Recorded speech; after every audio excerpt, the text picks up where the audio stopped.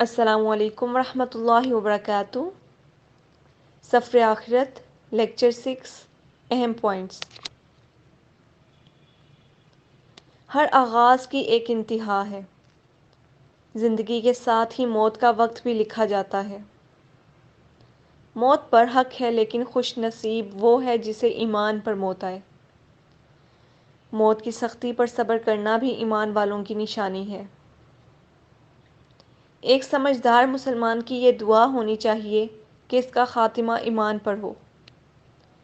حسن خاتمہ کی بنیاد احسن عمل پر ہے۔ زندگی اچھی ہوگی تو موت بھی اچھی ہوگی۔ احسن عمل اس علم سے وجود میں آتا ہے جو تمام علوم کا سر چشمہ ہے، یعنی قرآن۔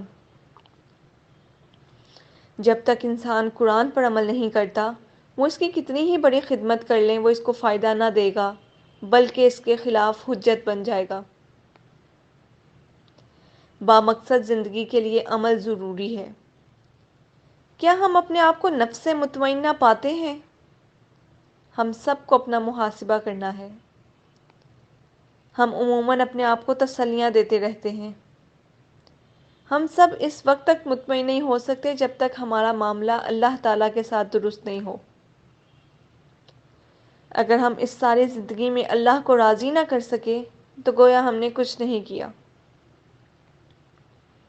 عقل مند وہ ہوتے ہیں جو کھڑے، بیٹھے، لیٹے اللہ کو یاد رکھتے ہیں۔ ہمارے ذہن میں ہر وقت لوگوں کی یادیں اور باتیں چھائی رہتی ہیں۔ ہم نے اپنے اوپر احسان کرتے ہوئے موت کی تیاری کرنی ہے۔ موت کی بے چینیوں میں بھی مومن کو امید اور خوف میں رہنا چاہیے، یعنی اپنے گناہوں پر سزا کا خوف بھی ہو اور اپنے رب سے مغفرت کی امید بھی ہو۔ انسان کے بہت سے غلط کام اس وقت چھوٹ سکتے ہیں جب وہ موت کو یاد رکھتا ہے۔ موت مومن کے لیے صفائی اور طہارت کا ذریعہ ہے۔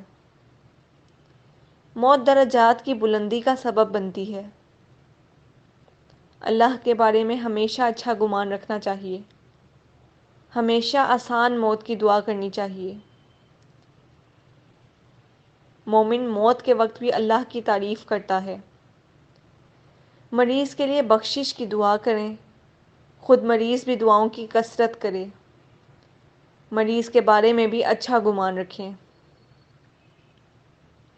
مریض کو اس کے نیک کام یاد دلائیں تاکہ وہ بھی اللہ سے اچھی امید رکھے۔ موت اللہ سے ملاقات کا ذریعہ ہے۔ اللہ سے بھاگنا نہیں چاہیے بلکہ غلطی کے فوراً بعد پلٹیں اور اللہ سے رجوع کریں۔ مریض کو کلمہ طیبہ کی تلقین کرنی چاہیے اور اس کے پاس کلمہ طیبہ کا ورد کریں۔ مریض کے پاس صرف اچھی بات کریں۔